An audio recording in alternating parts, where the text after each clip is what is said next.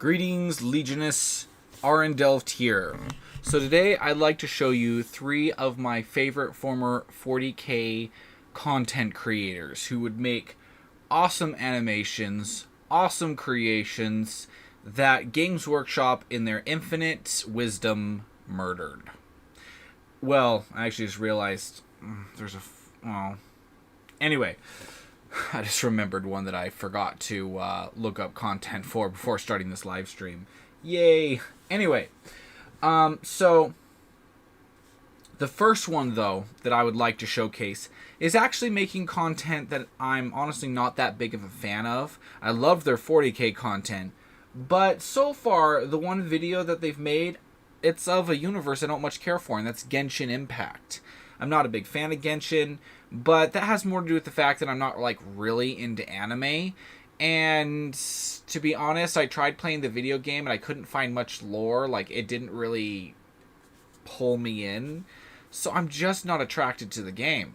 However, I do like the content creator already, and I'm willing to give what he's making a shot, even if I don't like what he first makes. And what's more is, with absolutely nothing here, which is the one that I'm talking about. Yeah, it's absolutely nothing. I think so. I think it's absolutely nothing. Let me double check. I don't think that works the way. No, go. Let's see. Okay. I just need to double check that I'm getting their name right. Yes, it is absolutely nothing. That's their name. And I liked a lot of their previous content. And I already mentioned that, sorry. But what I really do like, in other words, I don't like the Genshin, but I do like some concepts that they're creating. Let me go ahead and flip over to that. So, oh wait, no, come back here. Where did it go? No, there it is.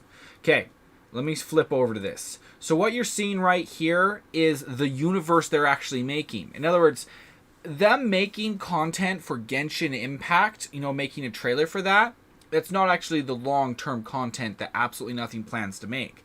They plan to make a hybridized version of a universe that's sort of something of Genshin Impact and something of Treasure Planet. And I love Treasure Planet, and I haven't seen anything like Treasure Planet in a long time. And I would absolutely love to see something of that scale and concept be brought out. And you can see from this absolutely gorgeous artwork that, here, let me go back to when it was black and white, like all the way to the beginning of the video. Holy Terra, this is where this started. This is where this started. And then look where he goes. Look where he flipping goes. This is what Absolutely Nothing does.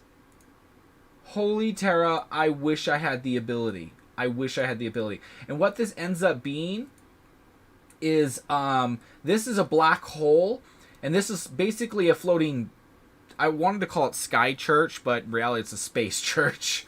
It's a floating space church circling the black, oh my gosh, the difference. Look at the difference. This is basically highlighting. When you go over, oh holy Terra, man, that makes a huge difference. It brings it to life so much. Oh man, and then the fiery trails coming out of the ship, so much more. But anyway, yeah. And it's some sort of, like, the church is a church that worships the black hole and believes that it's the source of all, or that it contains a lot of knowledge. I'm not sure. If you want to learn more, go to Absolutely Nothing's videos. Check out his channel. Holy Terra, he is absolutely awesome.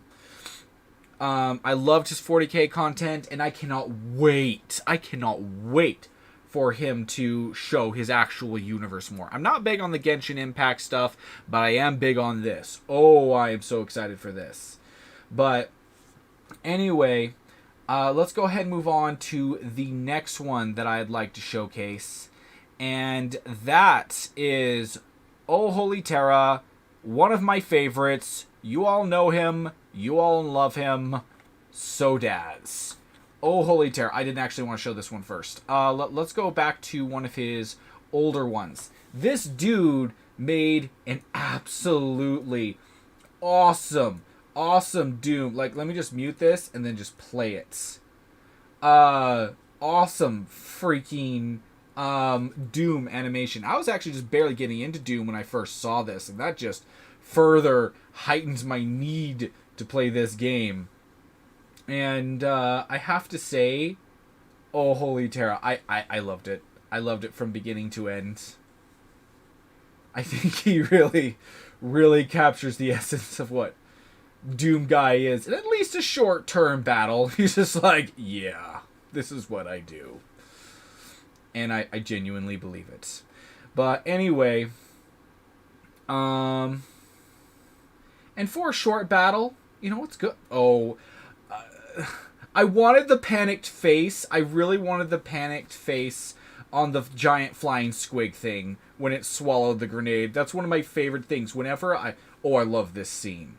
Oh, I love this scene. Like, from the beginning, he literally just mows off its arms, and then,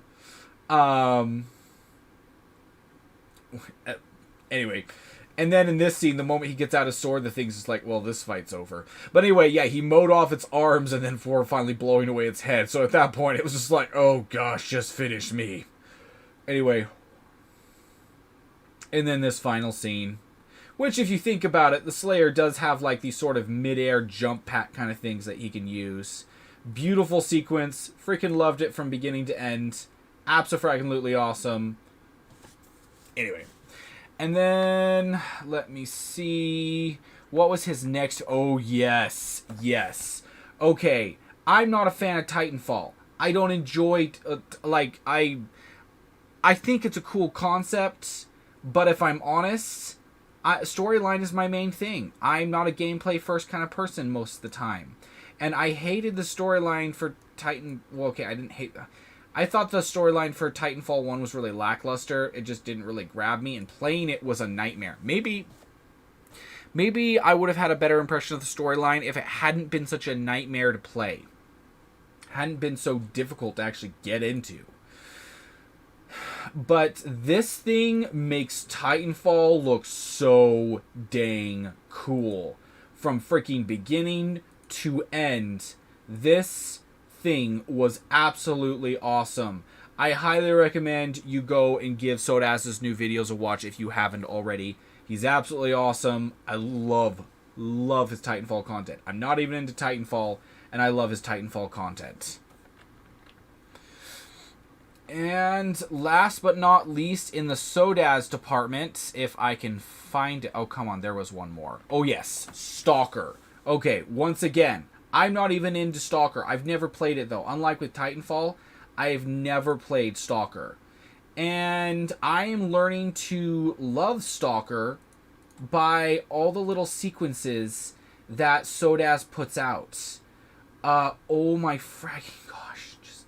Here, what was that little scene? There's a scene here where he just takes like this one right here, this, where he just takes this moment. You can tell, like, I genuinely felt this guy's need for just a moment. He needed a moment. Just get a quick smoke in. And then he takes that exhale, and then you see that slight grin afterward.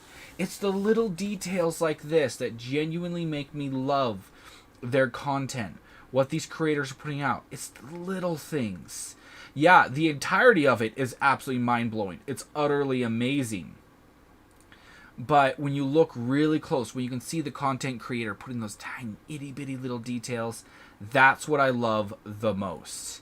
And as I'm watching their content, and as you know, by their content, I mean as I'm learning about these worlds they're introducing me to, my horizons are expanding a little bit. I'm learning, like, hey, there's a crap ton of stuff out there besides Warhammer 40k, and a lot of it is grimdark. A lot of it is like the exact kind of thing that originally attracted me to Warhammer. So now that Games Workshop has started, well, going nuclear on their own fan base and nuking content creators who were making them free content, let's be honest about that, you know, which was a scummy move. It was absolutely scummy. I get that, you know, they want to monetize animations and sorry about that. They want to monetize animations, stuff like that. Yeah, I absolutely get that. But they could have handled it so much better, and they should have. Games Workshop, but they were too big for their own good. The left hand didn't know what the right hand was doing, and they screwed the pooch. They screwed the pooch. But anyway, you get small content creators like Sodaz making amazing, absolutely amazing work that I freaking love, and I just desperately want to see more of. And yeah, I mean, Sodaz, he has been so busy making such awesome stuff. But anyway, last and most certainly not least on my current list is, you know him, you love him, brother AlphaBoosa. And this video is called Hunter, the Parenting Chapter 1, Adorable Family Trip. And as you can see, it is genuinely adorable. I don't think I'm giving too much away with this shot right here, but let's just say, like, if you've ever watched If the Emperor Had a Podcast, you're going to recognize basically all of these voices. I know if you just watch the If the Emperor Had a text-to-speech device, you know, you're gonna recognize all of these characters basically, but there is at least... Oh, no, I think even Boy is in If the Emperor Had a text-to-speech device. I think he is in there. So, sorry, it's been a little while since I've gone all the way through that. And to be honest, I'm not sure I have the heart to go through and watch it all again because of Games Workshop, because of where the series ended. Man, that still hurts. That still freaking hurts. Dang, I didn't think it would hurt that bad. But it did. It really, really did. Anyway, but holy Terra, this, I didn't think I was actually going to like it. I genuinely thought that I was going to watch it. I was going to be like, you know, it's awesome that he's putting out content again, blah, blah. But he made me a fan. He made me a fan of his new thing. And it is, somebody explained it to me. It is of a pre-existing universe already. It is not AlphaBoosa's own content and whatnot. So it's not his own IP is what I'm meaning to say. It is his content, don't get me wrong. He's making this. He is the one making this, but Brava AlphaBoosa, this isn't his own IP. This is somebody else's. I don't understand the full scope of it, but holy fragging Terra. This is worth every minute. It's 31 minutes to watch. And if you loved If the Emperor Had a Text-to-Speech device, give this a shot. Give this a shot. You will not regret it. It's abso-fraggin-lutely amazing. You'll recognize the voices. And what's more is many of these characters, they're very... Okay, I'm going to give a minor spoiler here. This right here, this is Dorn. Who does he look like? That's right, he looks like Dorn. He has the same voice actor, and he acts just like Brava AlphaBoosa's version of Dorn. It's amazing. I love it. It made me laugh. It made me smile. And it gave me that If the Emperor Had a Text-to-Speech device, TTOS just high that I needed. I needed this in my life. And having this, it almost makes me want to cry right now. I will not sugarcoat it. It made me almost want to cry. Because when TTOS, when Brava AlphaBoosa had to take it down, it hurt. It absolutely hurt, especially the way he had to do it, whole 9 yards. It was painful. And it hurts right now to think about it. And I can't emphasize that enough. This, though, it gave me that high. It let me know that Brava is still out there. He's still being him. He's now... Oh, he's officially now hit 400k subscribers. I think he was just under that before. So congratulations, Brava. You absolutely deserve it. Could not happen to a nicer guy. You are abso-fraggin-lutely awesome. I love your content. Keep making it. I know it's unlikely he will ever see my pipsqueak of a channel, but in the event that you ever do see this, Brava, I cannot sing your praises enough. You're amazing. I love everything that you do. Keep being you. And the last person that I completely screwed the pooch on this one. Let me see. Let me just look this up. Let's see.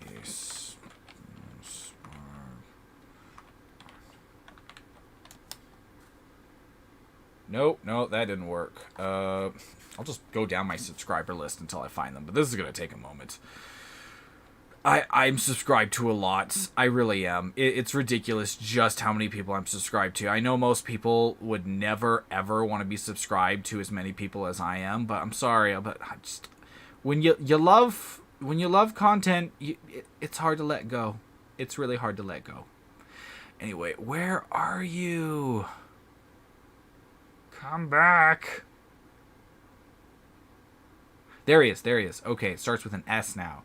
All right, so, now you all know this guy. You all love him, especially if you've seen me stream back in the day when I streamed, Total War Warhammer. He would drop by once in a while. This is Mark Lewis Sparks. He is absolutely amazing. Love his content.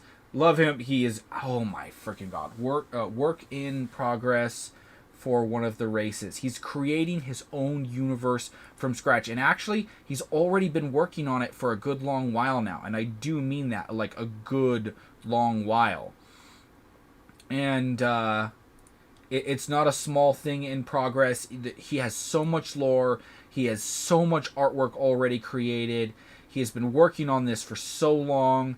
And this is what he's publicly put out already onto his YouTube channel, but he has more behind the scenes on the Patreon. I was a member until recently, and for financial reasons, I had to withdraw from that. I'll be honest. I am not the biggest fan of what Mark is making. I admire it. Oh, I admire it from the ground up. He has created so much detail, so much lore. And lore-wise, my universe easily, I've put so much work into the lore of my universe. It cannot be understated. I've put so much work into that. But I have, one piece of artwork that I commissioned somebody to make. One small piece of artwork. He has so dang freaking much. And he puts so much heart and soul into this. So much. It's difficult not to admire him for all of this. And to be honest, I cannot wait. I cannot wait for Mark to actually release videos about this. I mean, he has been doing this Athish artwork videos and live streams and whatnot, where you actually get to see him working on it, which is utterly amazing. Absolutely amazing to watch him bring these things to life. But I'm talking about animation-wise, I cannot wait. And by the way, for those who do not know already, Mark has announced he will be doing a live stream soon for, here, let me pull up the video. Let me just pull up the video. And Death of Hope Closure. I'll play through this. And this is some of the final artwork that he put into Warhammer 40k before Games Workshop released their zero tolerance stupidity and nuked so much. And I'm sorry, I'm not going to sugarcoat that. I'll never sugarcoat that. Games Workshop screwed the pooch. But look at this. Look how stunning this is. This is what Games Workshop gave up. This, okay, and then verbal explanation of the story with incomplete video scenes this Christmas. So, maybe he'll be releasing on Christmas Day. I don't know. But this is what he made. This is what Mark made. It's so detailed. It's so gorgeous. I'm sorry, Astartes was good. Don't get me wrong. But it did not ever touch. It did not ever touch what Mark made. I'm sorry. This is gorgeous. And if his universe has this level of detail, I'm going to be there. I'm going to be there. I will be there. I will watch. I will wait. I will listen. and I will see what he has to make. Oh my gosh, is this a knight? What is this? This looks almost like a knight. I don't know what that was. Let me go back a little bit. I don't know. Actually, there's no legs. It's all just off the ground. So unless it's a knight torso, no, it's got guns on all sides. I don't know what this is. But holy Terra, the amount of mind you, Mark did all of this by himself.